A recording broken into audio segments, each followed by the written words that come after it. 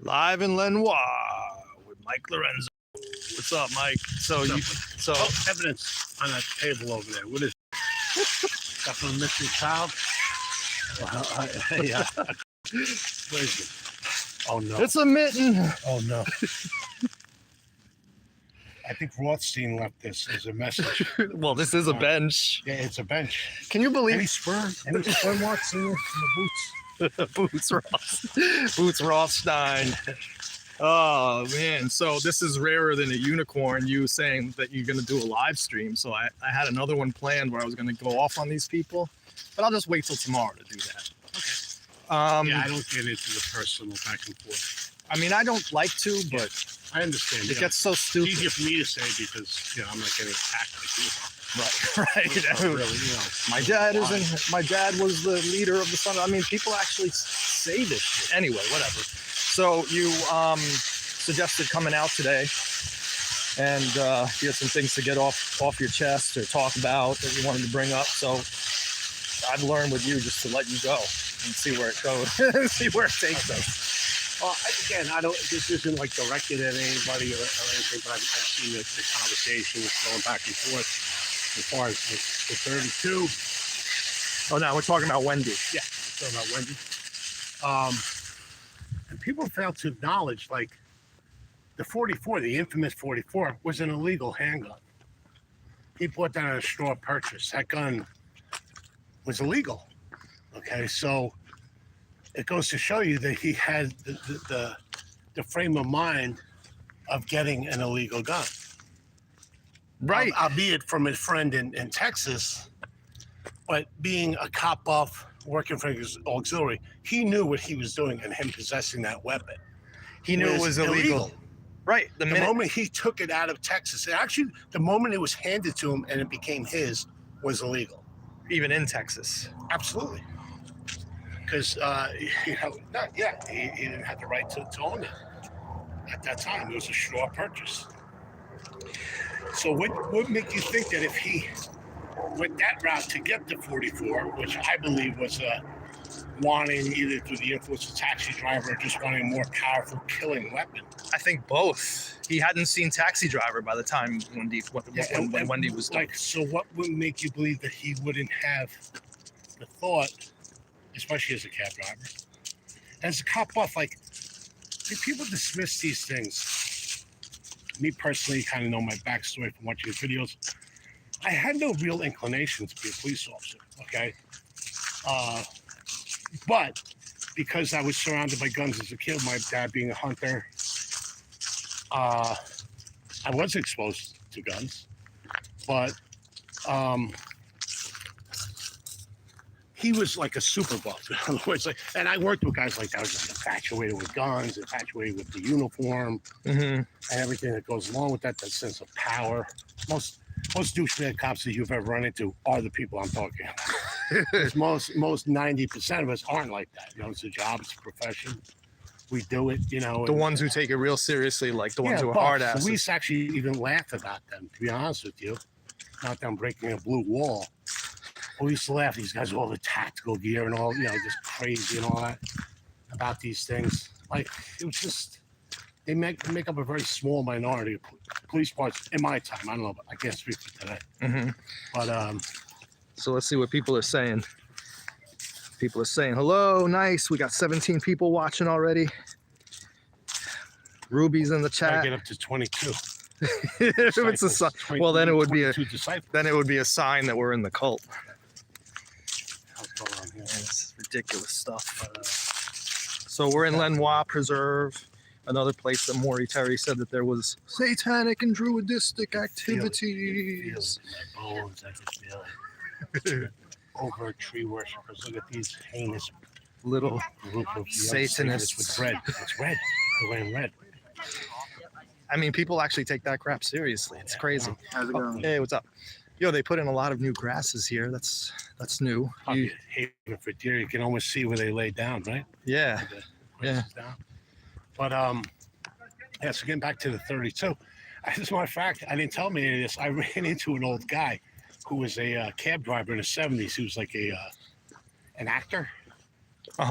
And he ended up getting into production.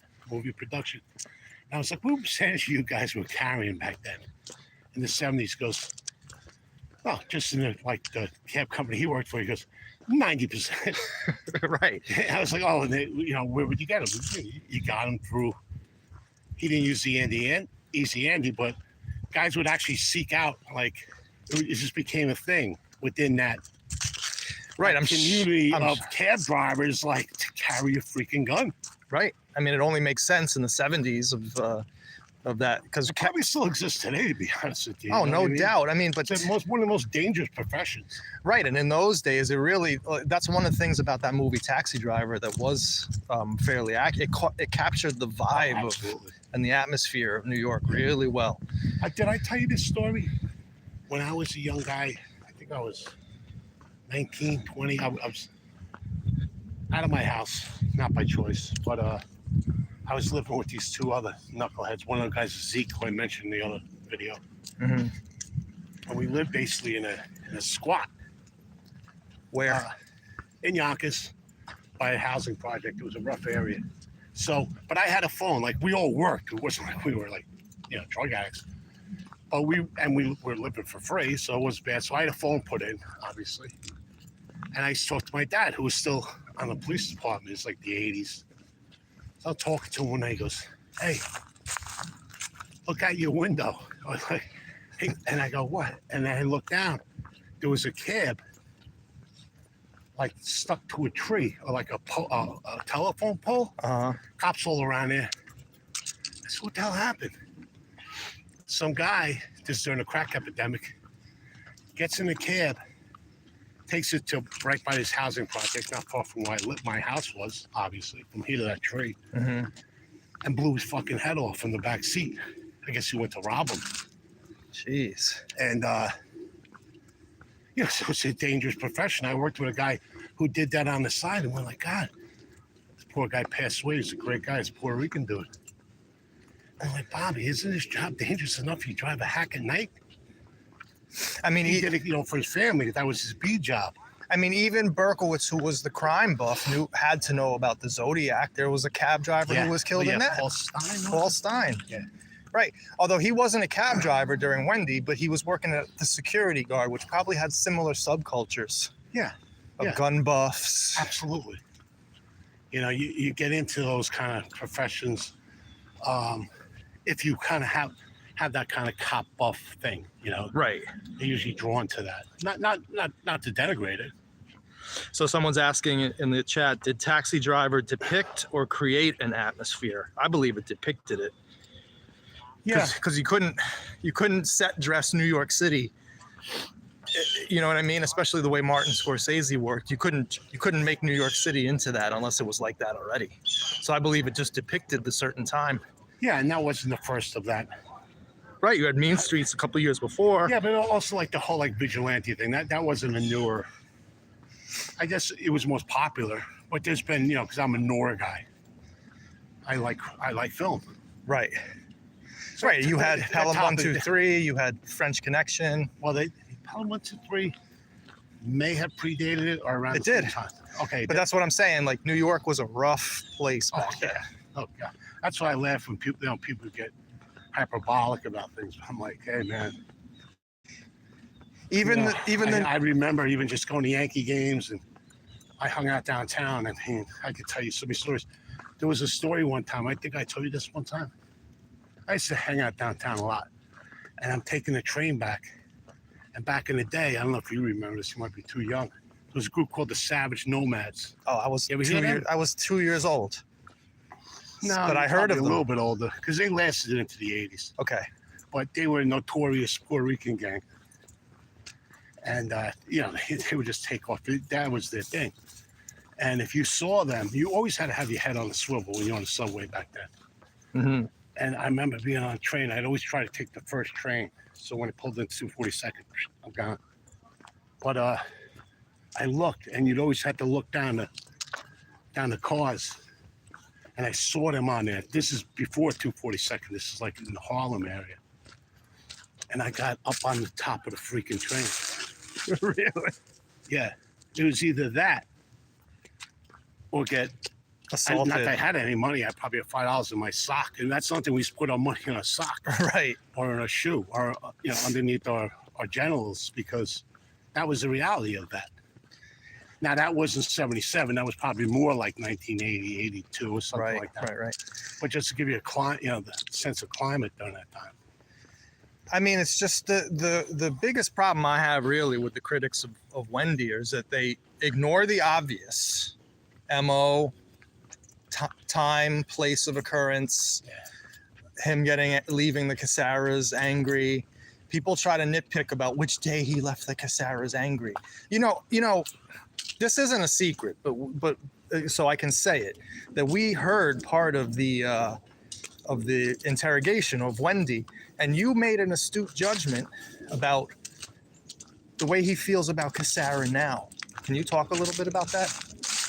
Meaning, Berkowitz? Yeah. How he feels, because it was unrequited anger. Right, and I'll just say what happened in the interview. So when they bring up the Casara house, do you remember what did he say? The first thing he said, they lied to me. Right. And then you said to me as we were listening, he's still angry at them. Yeah, like it's like saying somebody when you were younger bullied you. You're really never going to forget that. Right. A lot of people actually have, like as they get older and they go to therapy, there'll be these triggering moments in their youth that they can't let go. And like people who weren't the victims, like, oh, why can't you let that go? Because it does have a traumatic effect on somebody's psyche. And somebody who has this delusions of grandeur, not that I'm not trying to psychoanalyze, I'm just saying, like, knowing the personality, him having to, eat shit because he couldn't do anything to them must have just drove him nuts, Right. No, I mean, but that's something that I actually never brought up to the audience. Yeah, people say, oh, he actually left on that Sunday, so by Thursday he wasn't angry anymore. Bullshit. He's still angry in 2025. His first words were, "They lied to me." That was his first words about. What did they lie to him? That they didn't have a dog, or that the dogs were quiet? I'm not sure what he was referring to, Okay. but he just said they lied to me. Who knows? Yeah. Right. You could perceive. And it came out naturally, just like that. Like I told you, like the fact that Mr. Casara and his son, two males who were probably not, didn't take any shit, and so he couldn't deal with that recommendation. Right. Or that. So my notion of him being angry the day before when he picked up his stuff, I think has a lot of validity. And well, I mean, it also shows the pattern of criminology with the other cases. Correct. You can't ignore what we do know. There's always going to be things about this particular case we'll never know. Exactly. We'll absolutely never know, including, like I told you, like unknown victims or unknown acts of antisocial behavior. How the hell would we know that unless the person tells us that? And even if the person tells us that, how can we verify it? I just think that the way people think about this case it doesn't have validity if you only think about it from July to August. I mean, I tell you from the moment I met you, I'm like, that is such a, that's just looking through things through a cocktail straw. Right, you have to think about not only his entire life, yes, but certainly when he would his own word, his own admissions. Right, but as soon as he started actually committing antisocial acts of a violent nature towards other people, which would be, I mean, we're talking about animals, this, yeah. Right? We're talking about this Bronx sniper thing, which we'll leave for another day. Yeah. But let's just fast forward to 1975, his first act of violence documented where he used a knife. I add that into Son of Sam. Of course. I add all the neighborhood attacks into Son of Sam. I mean, just take that case on its own, right? Which one? The Foreman case? If he was caught for that, that's attempted murder. Like, he would have done, like, I don't know, he didn't have much of a record or any record, but he might have gotten, 6-7 years. That's a serious crime. It's not like I threw a fucking rock through a window. You take a knife and you stab Repeatedly. an innocent person. Right. And again, is that his jump off point? You think that was like the first serious crime he did?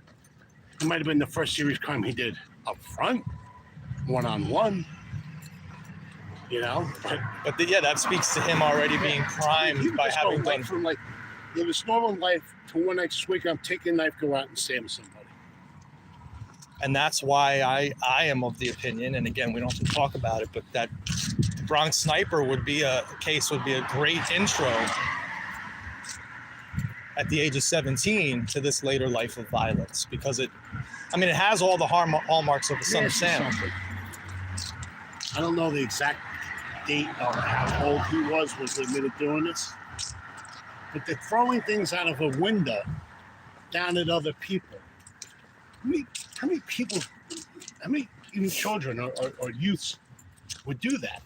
I mean, that in itself is dangerous. He literally could have killed somebody. Right, and he wasn't just throwing like spitballs. I think he was throwing heavy stuff off it, and that right there shows that has a penchant for ejecting objects from buildings. Yeah, which is why we're onto this sniper thing. But yeah, the Wendy thing, it just bothers me that people can't talk about it in such a manner that's actually deals with because I understand the criticisms, but why can't people who are critics of it? Every case, and even this Charlie Kirk case, which now is getting a lot of buzz on the internet and everything. I have my own opinion of it. I really think it is what it is, but the case was should have been handled by the local PD. Mm-hmm.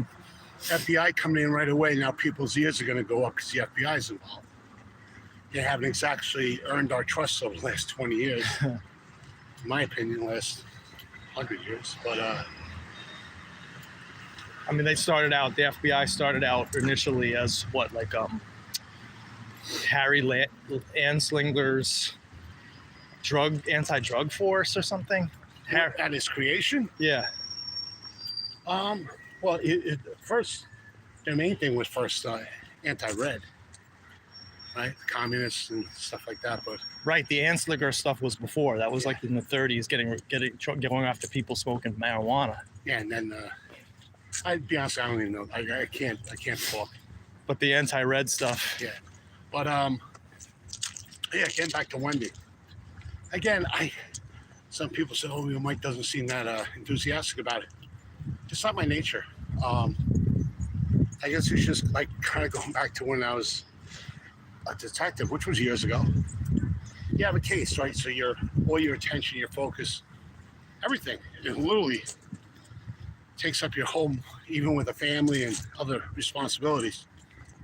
That's why detectives, we kind of have a bond in that it's not that we disrespect other lines of police work, but until you live with a hard case, it really takes the life out of you, man. I mean, you're really super involved in it. There's a lot of pressures you put on yourself. Mm-hmm. Victims' family pressure, job pressure, blah, blah, blah. You want to do things right. But you go home with it. I mean, you wake up in the middle of the night thinking, I should ask Manny this question or whatever. Mm-hmm. But once it's over, it's almost like a sigh of relief. And you don't have the time to even reflect back on it until you go to trial. Because again, something's always happening. Like again with the NYPD, those guys, I can't imagine, they had probably quite a few divorces from that Omega thing. Or, guys who, could speak on it. But once that was over, there were guys who were barred from all kinds of divisions throughout the city. They didn't just ride off into the sunset with the Son of Sam banner. They went right back to the respective precincts where there was more homicides and more violent crimes that they had to go. So they could talk about it at the bar. Yeah, I worked the Son of Sam case, but that's not it. And you can't kind of just exhaust all your energy onto one case. You just move on. You're like, okay, that's over with. Mm-hmm. And I'm confident in Wendy. I was telling somebody online, I'm like, if Wendy is lying, that would be the first incident that I ever had of a victim of violent crime falsely naming a stranger, another person. You know, it's just I've never had that. And what do you think about? Let's just play devil's advocate, because one of the critiques is that her husband was priming her by sending her those articles. Do you have any opinion of You're that? getting into somebody else. I mean, no, because it matched what happened to his wife. And he was a cop. And I can't speak for somebody I can't speak to now. Right. I don't know if he was making phone calls to the task force saying, listen, my wife, they might have just, because of in the heat of the moment, they're like, not 44. You know, he might have had a contact still on that PD. Hey, I think this guy did my wife too. Again, when that thing was wrapped up in a bow, you are subordinate to everybody else, including your direct supervisor. He's a subordinate to his supervisor. This is the way of the real world. And so on up the chain to the mayor's office, okay? So if they tell you, hey, I want to look into that, he's gone. We're not going to, again, you know, it's not a movie, it's not TV. It comes down to right. These critics have manpower, this unrealistic view. We just had 80 homicides in the Bronx since this thing happened. We have to get back, you know, we have to now put our resources into these cases too. Well, even though this is high profile, what about like, imagine if you're a family of a victim who's not high profile, you still want to the same thing. Like you still want it. Has to be investigated thoroughly and everything like that. And you know, that's just the way it is. Let's acknowledge some of the people in the crowd here. We got Hannah Donahue. Hey guys, finally caught a live stream. Ray J says fear and confusion is the number one means of control. Wasn't the SOS case used in that view? What happened next legally? I'm not quite sure what that means. But no, I get what they mean. Like same thing with COVID. They use, you know, some people will use it to kind of tamper down other people's rights. In the mass of hysteria. You know, in the midst of hysteria, like with after 9/11, how you couldn't say, God, why did we go to Iraq? Because you're a fucking commie. In New York, no, I'm just trying to be like, I don't know. I remember at the time, and I was working that day. I told you I picked up my son. I worked at midnight. Picked up my son. He went to a Jewish community. I'm not Jewish, so any anti-Semites. But my son went to a Jewish daycare. So and my wife worked. So I would go home, sleep for a few hours, and I had to pick up my kid. I see all these people outside with kids. I said, what's going on? My initial thought was bomb scare or some incident happened at this school. I'm happy. I saw my sweatpants on. Like a plane hit the tower. It was after the first one. Bring my son home. Then the second tower gets hit. I went into work. This goes to show you, even back then. One of the guys, he says, what are you doing here? One of the bosses, I go, what do you mean, what am I doing here? Hasn't every personnel been recalled? You know, this is like, well, that's New York City. I said, yeah, but New York City's going to be, all the personnel's going to be down there. We're mutual aid. We might have to pick up jobs. Again, like the world didn't stop just after 9/11. It was still, there's probably people who actually took advantage of it, right? And they're like, oh yeah, I didn't think of that. I'm like, of course you didn't think like that, you fucking administrator. Let's see if anyone has any questions. Come on, guys. This is rare as a freaking unicorn having Mike here. Let's get some questions. Questions about Wendy, anything. Even if you're a critic of Wendy, come on in. I know you're watching. Let's hear it. You're very vocal when we're not. I put this up to Manny too. Last night I was just home. I'm a sports guy, but there's nothing really to watch. So I'm clicking through, of course, 99.9% of every option is crap. But Rosemary's Babies, I'm like, yeah, I haven't watched that for a while. I watch it and I'm like, if this guy Berkowitz was like a real fan of that, which I told him, Manny, when I first saw it, I was like, oh, that's interesting.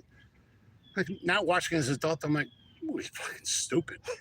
but it's cool. Like it's a spot of that time of New York, and John Cassavetes is a great actor and all that. But that pixie haircut, like that was almost the exact hairstyle of Wendy. So I used to think when I first met you, I'm like, nah, I don't think that he was in Peachtree. I've rewired my train of thought now that I think that this guy, again, now kind of forwarding my thinking pattern and delving into the subject who is David Berkowitz, I'm like, no, like it totally makes sense that he would possibly following these girls out of that disco that night. Right. Exactly. I truly believe it totally makes sense to me now. You know that it. At first, now what this guy doing Peachtree, but well, why wouldn't he? Like, and why would I guess there's some motivation for the DJ to lie, but would he come on 20 years later on my show and talk about him seeing David Berkowitz and Berkowitz introducing himself? Like, what would be his motivation to lie? He wasn't getting anything out of it. Yeah. And it wasn't the first. I shouldn't have dismissed it out of hand. I should have been like, you know what? You shouldn't really. Shame on me. Like, you shouldn't really dismiss, even if the subject might, you know, the potential witness or whoever might seem a little bit weird. Yeah, 90% of witnesses are freaking weird. Unfortunately, like that is the case. Like again, it's not TV. You have to rewire your train of thought. Well, it also wasn't the first time he ever said it. He had said it to the press a few times before. Who, the DJ? Yeah. Okay. It wasn't the first time he ever came out. It was he had publicized it before, and so that goes in with the thought maybe that this guy was a stalker, and he lived close enough at those times to Pelham. Yeah. That area. That's like. That would make more sense. Like I would go to the West Bronx, but somebody from the East Bronx would go to the East Westchester New area. Rochelle, right? Yeah. And Wendy lived in Pelham. He lived in New Rochelle. Oh yeah, it's all geographically like it's just right there. Yeah, right there. He could have seen her. Triangle. Yeah. I mean, it was just speculation, but people get angry when I speculate now. It's crazy. I'm not allowed to do these things are. You talk things out. This is what actually happens in police investigations. You talk it out, and then like that's what's good about group discussions is like you get opposing opinions, and then you think you don't attack each other and you're fucking stupid. Like you come to a common ground, and then you work it from there. And then if it doesn't come to anything, then it doesn't come to anything. But you have to have an initial plan of attack with theories without knowing. Nowadays that's done because everything's like camera. There's probably freaking cameras over here. Oh, without what I doubt. mean? So it's like. I wouldn't want to be a detective. Now, all my crimes would have been solved within a day. I'd make no overtime. I hate to say it, but I said, God almighty, like, another thing I want to bring up, going back to my initial thing on the 32, just out of my own curiosity, and things don't change. People like getting back to subway, it's never been worse. Everybody has this, I have this argument all the time with like the real religious people, and they're like, the end of the year is coming. I see, if you ever read books, people have been predicting in their own time the apocalypse since the written word, and probably preceding that.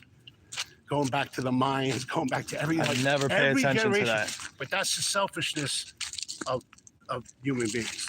It has to happen during my time. The end of the world has to happen while I'm part of the world. Not the millennia that came before you. It has to happen during Mike Lorenzo's time. It's a very selfish kind of weird thing. But getting back to the crime stats, nothing really changes in going back to probably the advent of going back to the Wild Wild West. All right, as far as violent crime. So, point being is, even up to this day, current stats are like 90-something% of, and I'm not like a big stat guy, but 90% of violent crimes committed with a handgun. The gun is illegal. It's an illegal gun, whether through theft, buying it off the street. This is the fact. I mean, most legal gun owners, most don't go out and commit violent crimes with the fucking gun they purchased, you know what I mean? It's crazy to me that people make There's this so many argument guns on the street. It's scary. If people really, I always tell my wife this because she watches the TV shows and stuff like that. I said, if people really knew what was going on out there, they'd be terrified. They'd never leave their fucking homes because there's so many freaking guns on the street. Again, not in these little suburban areas, but like in urban. There's so many freaking guns out there, and there's so many loose cannons who walk among us. Now, you can't live your life cloistered, overwhelmed with fear. It's just a fact, man. You know. It's just unbelievable to me that one of the arguments against Wendy is that he never had a documented 32. Really document, like, Where was the knife that he stabbed Foreman with, as you brought up in one of our... It's a silly argument, in my opinion. It's a silly argument. I mean, I would love to debate on the actual merits of the case that got it closed. Time, place, Yeah. MO, That kid was New Cokes. he did a great. He only has a few freaking subscribers. I know. I just came across like a link, I guess, from your page, and I watched him. He's quirky. He gets up, goes to the bathroom, just leaves the freaking camera on. I like that. He's a nut. He doesn't care. Yeah. And he was a self-admitted F-up, right? Before he was doing meth dealer. Okay, yeah. But he's obviously super intelligent. Very And smart. his breakdown of criminology, I was like, wow, this guy is like was he a cop? Like, yeah, New Cokes. Listen, you still young enough. You should join the force. He's only 28 years old. If he has that arrest for that, he never get hot. Well, now they probably have a nowadays. serial killer. Right. Would probably be made chief. in New York, they just hired a freaking guy who's sympathetic to the terrorists is going to be mayor of New York City. Yeah, exactly. How soon people forget in 14 years span. It's ridiculous. So yeah, I would love to debate on the merits of the case, but so far it's just, I mean, it all boils down to you hate me, you don't believe Wendy. That's kind of what it is. Don't hate me because I'm friends with Manny. Please, he's a good guy. I can vouch for him. But at the same time, it's like, if you like me, I don't want you to just automatically believe her. I want people to think about this case on the merits. And of course, that as we go into talking about our next one with Bronx Sniper in the next month or so, and again, we're not getting into it today. I came out with my theory. Can we just rest? Let's sit. Yeah, of course. So we're getting a lot of steps in here. It's a nice sunny place. And I could also look at the chat. And oh, Neo says the whole case is full of shit. Well, okay. All right. Well, okay. So anyway, what were we talking about? The Bronx Sniper, the next case. I mean, until I see the files, but like my just through my own experience, not a big area where it happened, these incidents. And yes, it was a bad area, a lot of drugs and stuff like that. But there's so many snitches. Again, if you never worked as a cop or you worked narcotics or street crime, we rely. I can't tell you how many cases get broken by street. You get information from the street. It could be nonsense, but you gotta flush it out. There would have been if there was a known person in there Doing it repeatedly over 2-month time span. He would have got dimed out because the reward, even if it was only $400 or $500 back then, they would have dimed this guy out Without a doubt. And cops had snitches all in there because that's what you rely on in these heavy crime areas, or 90% of crimes wouldn't get solved. And it was reported that they thought he was a teenager. Yeah. Again, I don't know how that came out. They might have had that was from what, the Times, the New York Times. So they might have had a source that didn't want to be quoted on record. So maybe again, I need to see the files. They might have had an investigative lead, like with the Dart Man, where they're like, we can't name them, but we kind of know how it is, but we can't prove it, Mm-hmm. or we didn't have enough for a warrant, or the guy disappeared, whatever it is. So I'd like to see those files. I'd love to, or even just talk to some guy. Hey, yeah, I was a cop back then, and either we never found him, we got no leads on it, or we had a name, we pressed him, we followed him, but we couldn't prove it was him, but we kind of know it was him, and once we put the pressure, it stopped. If I read that, then I'm fine with that too. I still would like to see that murder get solved if it can. I mean, that was a particularly vicious murder. Yeah, the girl's terrible. writhing on the ground, and the sniper pumped another bullet into her. Yeah, but again, because they didn't really count, they're from the ghetto. I think this is a great case that should be re-examined. Yeah. I mean, forget about Berkowitz. This was a pre-Son of Sam. Taking Berkowitz out of it. Yeah. Again, if it happened in Riverdale, if it happened in Parkchester or one of these other nicer areas in the Bronx, it would have got a ton more press. It would have got a hell of a lot more pressure at City Hall or through the councilman or anything like that. But because these blighted areas, it even happens in Yonkers to a certain extent. It probably happens everywhere. Where they just chalk it up to, it's a bad neighborhood, probably rival drug dealers. It doesn't. So Ralph Ellison has a thing about Wendy Savino. And he doesn't believe us. He says we're full of shit. But he says, please tell us all the evidence you have for Wendy Savino case besides her IDing Berkowitz. So I've talked about this a million times. Evidence? Like, what do you mean evidence? Well, he's asking for Physical evidence? Well, he's asking like basically what went into this case. I mean, we've already talked about it a million times, but now you'll hear it from the horse's mouth. What went into our mindset on this case? I mean, what do you mean evidence? You have a victim saying he shot me, and she's interviewed and she's found credible.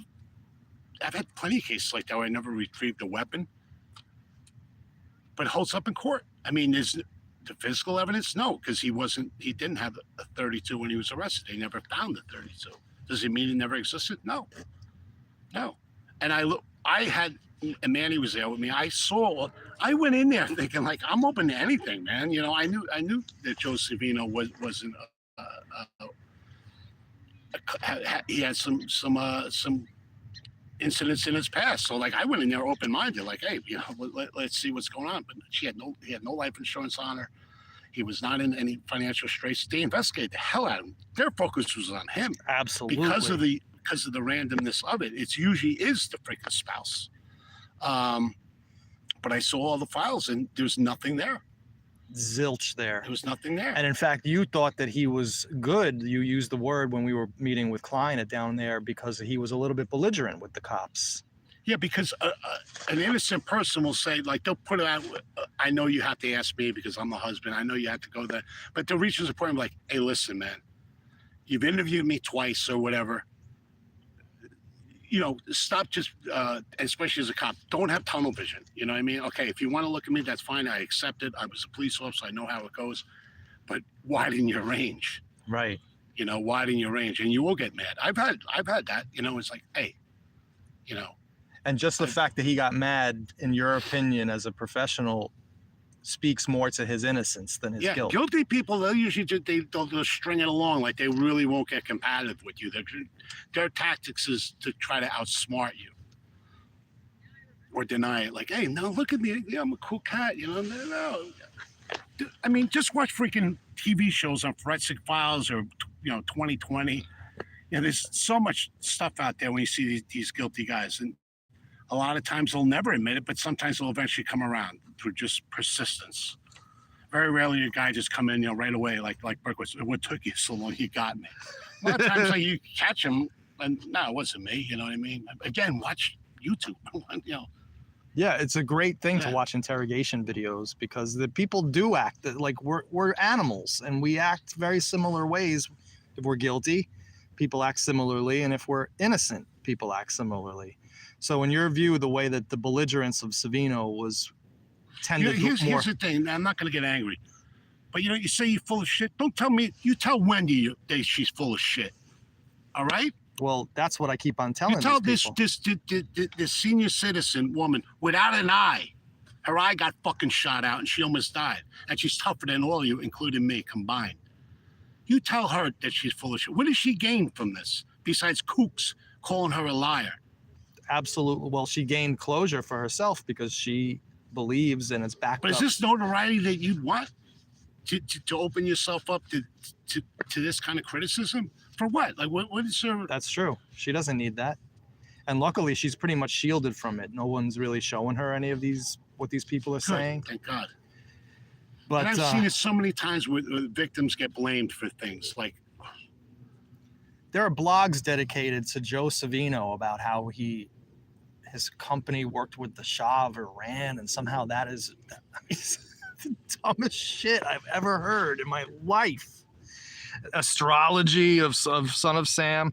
All right, so Ralph Ellison says, so no evidence except the victim IDing Savino, and then tell me that would be enough to get a jury to convict. Yes, it would. 1,000%. So, Ralph, you're hearing from an experienced detective here. What do you, I mean, again, because of this age of DNA and all this stuff, I'm just telling you what, through my experience, a victim IDing a guy is very powerful, especially when there's no financial motivation or no vendetta motivation to identify somebody.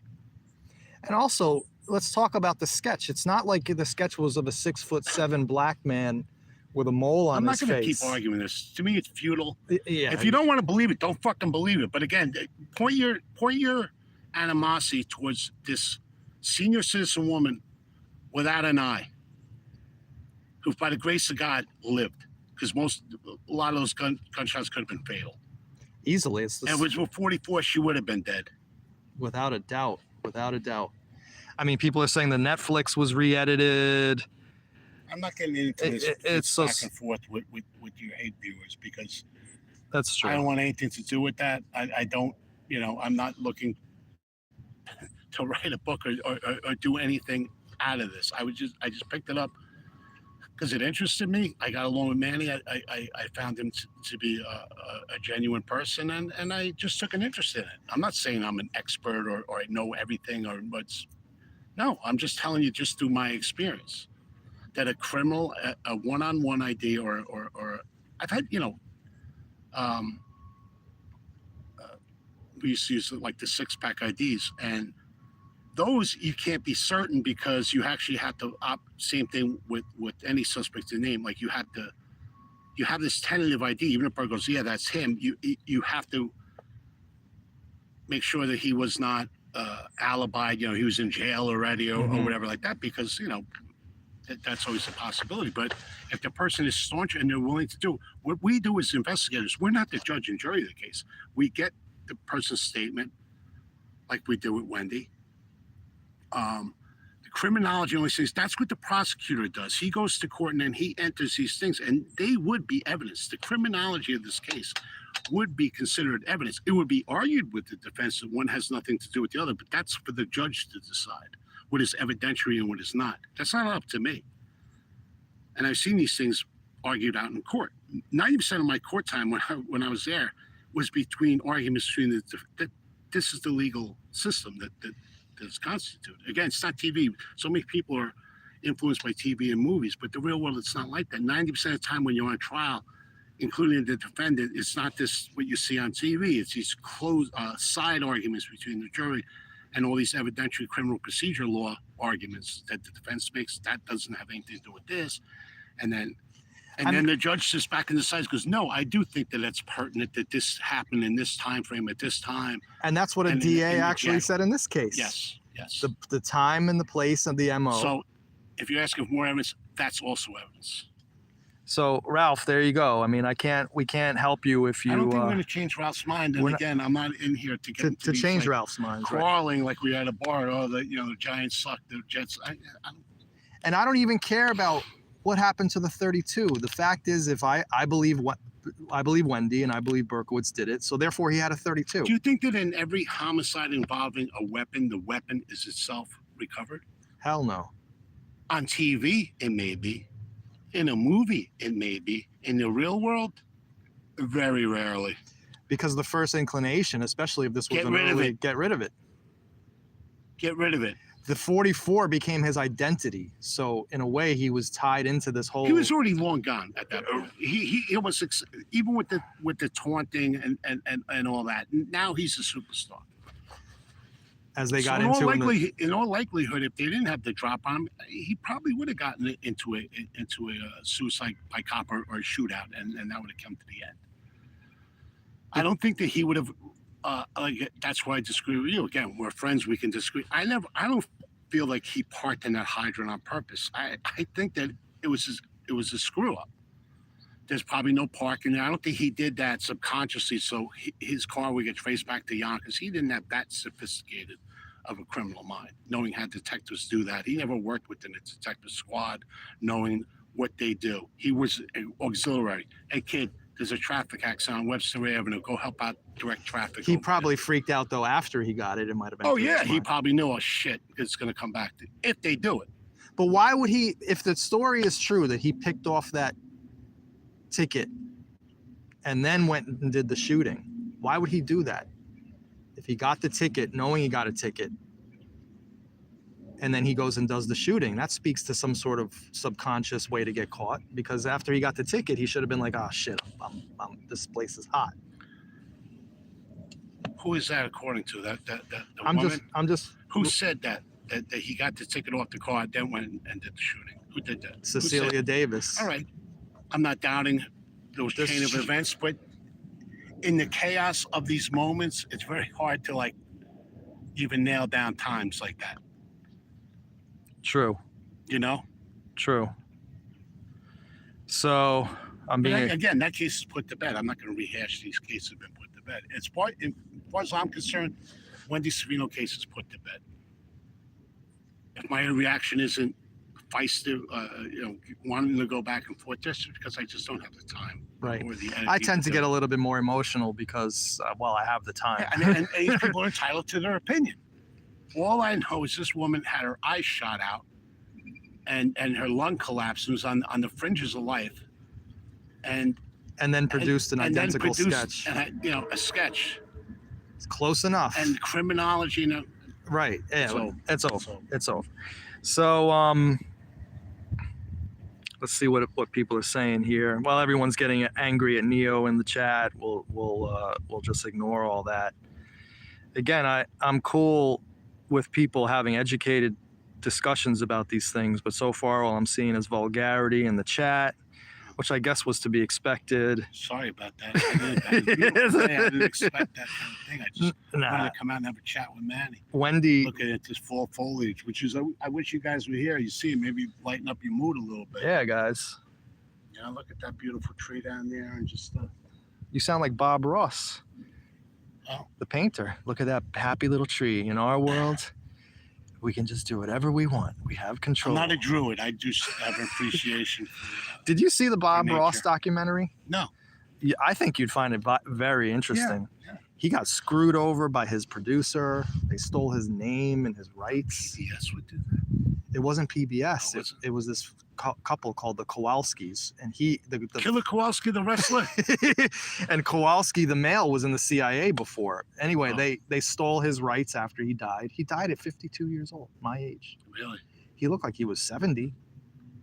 People just looked older back then. Yeah, they did. He was wearing a But he was freaking. always very thin, wasn't he? He got lymphoma probably from all the paint thinners that Lead he paint. was using. Who knows? But Yeah. or all the fumes that he was breathing in Mm. for all those years. But he was certainly an interesting character. He wore a wig at the end of his life. He was so locked into the perm hairstyle, and he didn't have his hair. He had poor guy wore I was a talking to perm my wig. wife yesterday about Bruce Willis. I said, "Honey, he's been bald since late 20s. Still a great looking guy and everything like that, but like in moonlighting, I he was just probably in his late 20s. He was balding then." No, I remember having the hair in the 90s. I'm like, if it was hair, it was freaking stuck up. I feel bad for poor guy, his dementia, but it was a silly argument and went nowhere. But I'm like, he was a waiter at a mob bar. Who? Bruce Willis. so was Mickey Rourke. When I met Mickey Rourke down in Miami, I hung out with him, and he was telling me all these tales because all the mobsters would go down there, and then he befriended one of them. He told me he wanted to be an actor. He had to get I don't know if it was a Raven Night, but a type of club like that, and that's what he did. He served coffee. Really interesting. I think they incorporated that into the Poker Ranch Village, like that whole kind of social club. And the mob could really help you back in those days because they knew everybody. They controlled Hollywood. Look at The Godfather. Yeah. You control the unions. You control a lot, my man. So Ralph says, I mean no disrespect to Mike, Manny, or Wendy. I was just curious. All right, cool. So Yeah. he asked respectful I get it. questions and we you should answered them. question. You should never take anything at face value. You know what I mean? Like that's like you'd be a good juror. You know, like and I respect that. I mean, I just did you see the live stream I just did on the on this victim that they said their brother was killed by Berkowitz in the VA? I looked at it for 5 minutes, but then like Well, I did it because I don't believe he did it. of course. So it's not like I come at this with every victim is a Berkowitz There's victim. plenty of bad people in the Bronx. I mean, we know that. But again, you just go on patterns. If we're going to end on this, I just want to reinforce to people who are, whether you're pro Maury Terry, anti Maury Terry, or whatever side. Again, I'm not here for that forum. I'm really not. That's Manny's purview. but I enjoy that. But here's the thing that I want you all to grasp. David Berkowitz has an extremely high IQ. It doesn't mean that he wasn't a psychopathic, sadistic killer who took lives. Okay, I'm not a serial killer worshiper. If you take a human life, an innocent life, again, I have no problem with guys fighting down the street. One guy dies, the other guy doesn't. I don't dismiss it, but that's the way of, if you live that kind of lifestyle, that's what's going to happen to you. But the innocents, no, like that's it could, like Wendy, people like that, these Bronx sniper victims. That's sad, and these young people's lives to be snuffed out like that. However, David Burke has an extremely high IQ, probably higher than most of the investigators who actually ever looked into him. And that's why I love those Abrahamson letters, because it's almost like a battle of wits. And people, like, if you are a competitive person, you want that. Like, I love going against good defense attorneys who would be just destroying trying to destroy everything I did. But it hones you. It hones you. It makes you more like, oh wow, he brought up a point that I did kind of slip up there, and next time I'm going to be a little bit more conscious of that or whatever. You learn from your mistakes. So I love that interchange between him and Burke. So I think Burke was really confided in him. Oh, I was very honest. I think that was Berkowitz at his most truthful, and because I think he respected Abrahamson and knew that he couldn't bullshit him. Well, he also got off on the fact that this incredibly famous psychiatrist wanted to analyze him. So it spoke to his internal sense of narcissism as well. Yeah. But I believe that those letters and the actual DD5s from the police reports of every shooting were the key to solving this for me. What about the 79 letter that I have in my office where he wrote the guy who was going to do a book or a movie in 79, where he's like, listen, this is all nonsense. Klausner, yeah. Who was in the Netflix, by the way. He wrote it to the publishing house, I think, the head of the publishing. That was Klausner's book. I have it in my office. He's like, listen, this is, I did it. There was all these other stories were nonsense. And Klausner's book was nonsense. It's very well written, again by Berkowitz, like very well written. I'm almost like, not that I admire him, but like now I'm like, wow, because I, again, being a kid and not knowing it until literally being all these people I had access to. I wish I had met you when Peter and Tommy were still alive. God rest their souls, because I never freaking talked to anybody, and none of us did ever. They would have been a huge resource, especially about the Yonkers and you couldn't crimes. meet two more like legitimate, just like complete middle of the road, like very. Now we're talking about Peter Intervallo and Tommy Chamberlain, the two patrolmen. Like, very modest, nice men, really just genuinely good people. You know what I mean? And they did great work on that case. And nobody freaking listened. They put it together. Because they were rookies, and that just like the Yonkers kind of things that slip through the cracks really bothers me, because I always look back, and not to judge them, because why didn't they kind of stake out this place, and maybe they could have grabbed him, and all these other things wouldn't have happened, but it is what it is. The main thing that somebody got him, and that was it. So one last thing before we'll end it. I found in his psychiatric report him confirming the Netto swatting. Did you know that? I think I remember. Yeah. He was waiting he was sitting in the woods watching as the cops raided the house. I mean, that's amazing when you read something like that, because we spoke to these people, and they told us about this story, which was backed up by a police report. It couldn't mean nicer freaking people. Right. They had a loud dog. And then 4 people's lives were Berkowitz in 77, after he's arrested, tells a psychiatrist about how he waited in the woods and watched as the cops raided.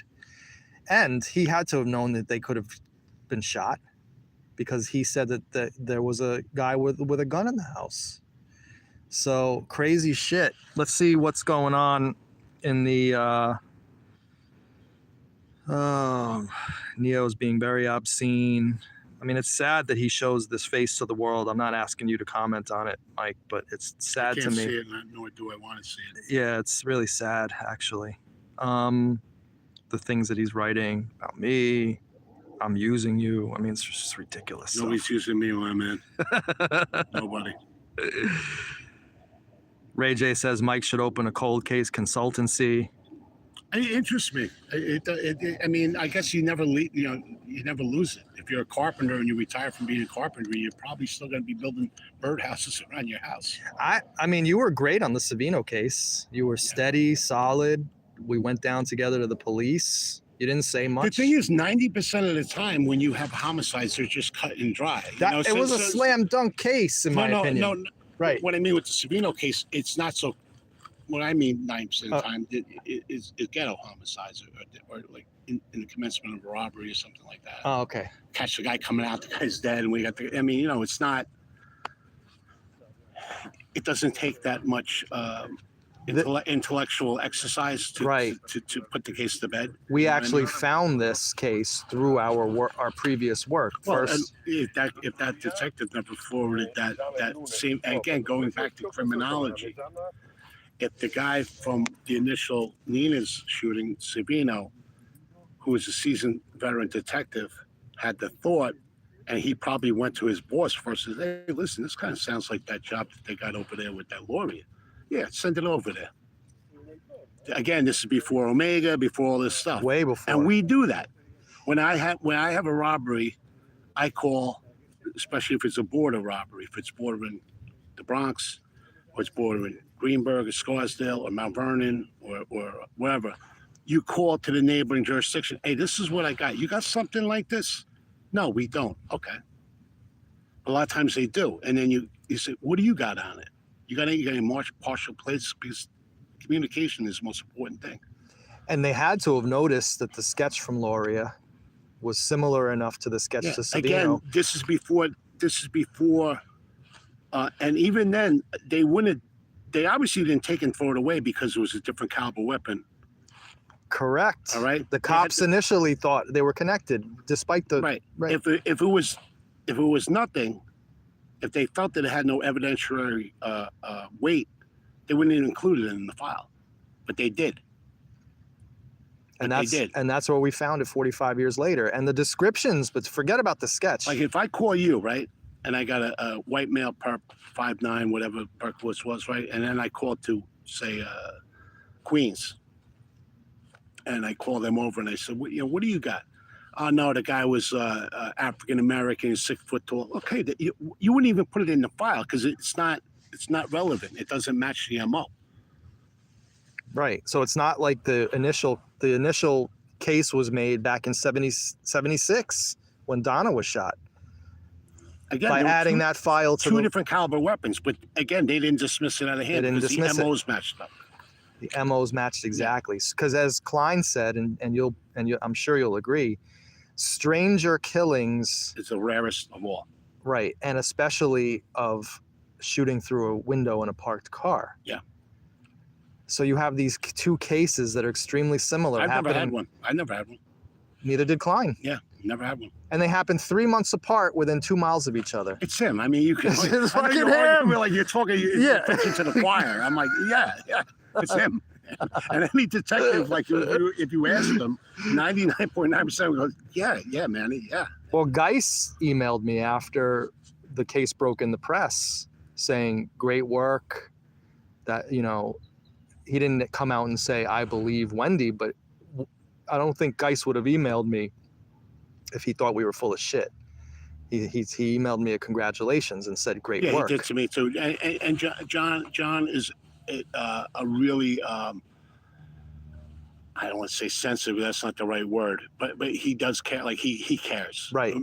John is a great, I could tell you, I don't want to embarrass him, but the things that he did for special needs children through the years, always volunteering, like John, any Yonkers cop would tell you the same thing. John is just a wonderful human being, and he's dedicated his whole life to helping others. And for those who don't know who we're talking about John Geis, who was retired as one of Yonkers PD's most legendary cold case detectives. The only one.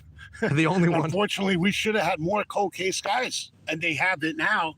And I was happy for Lumpy. I kind of wanted to do it, but Lumpy wanted to work alone. But and John just came up with that because of that case that I told you about with Johnny D, John D'Alessandro, and Joe Petropalo on the Patrick Baxter, who was a serial killer. Mm-hmm. They saw that, but they were in my squad. they were just working parallel with us. Uh-huh. But they got Baxter convicted of that. He killed, I think, 4 girls.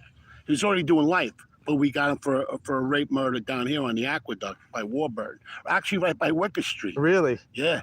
This guy was a monster. But he was a sexual deviant. He was a sexual killer, strangulation and rape. It's horrific. But yeah, after that, they said, yeah, we should, because, you know, now that we have DNA and everything, we should do it. That's how they got him. Baxter told him, "Nah, I didn't do it," but he did do it. Right, just like our boy Berkey said, I didn't do Savino.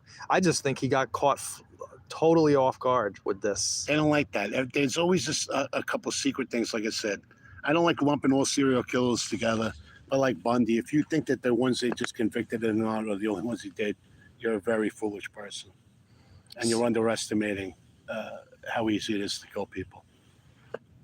So they'll let you know the ones they want you to let you know about. So someone's saying here, Geist thinks we're full of shit. Well, that's not what he told me, and you just heard that.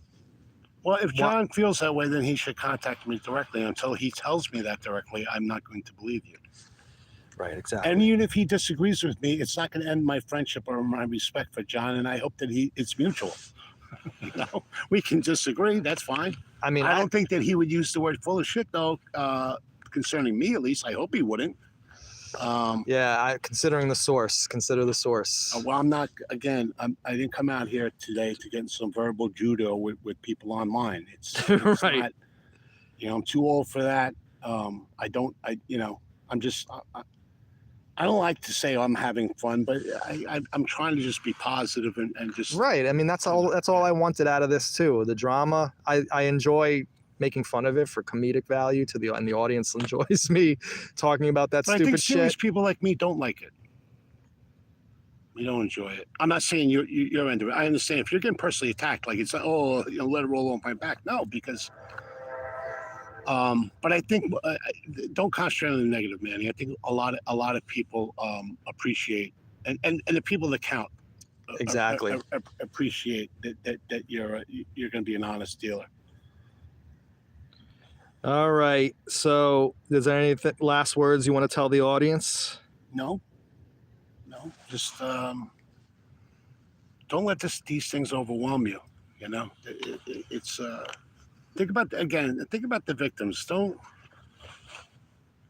give the benefit of the doubt of these serial killers and bad people. They can claim they're reformed, and in that argument, that's another subject we have 100 videos on.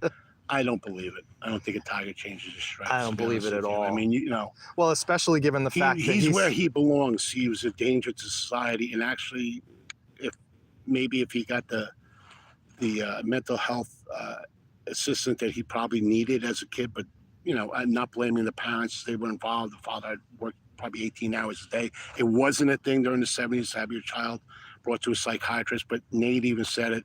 My son has problems. And he probably had problems at a very early age. Well, the thing that really convinced me that he isn't a changed person was what we talked about earlier in this, when the first thing he said in that interrogation, when the Cassara name was brought up, was, "They lied to me." And you immediately pounced on that and said, and your words were, "I'll never forget this. He's still angry at them." Yeah. So you wonder why I'm saying he's still angry at the Cassaras today? Because he still is. All right, so I think we're going to end this. Mike, thank you very much for joining me today. It was an unexpected surprise and a pleasure to... warmed up a little bit, too, with the sun. Yeah, totally, to reconnect.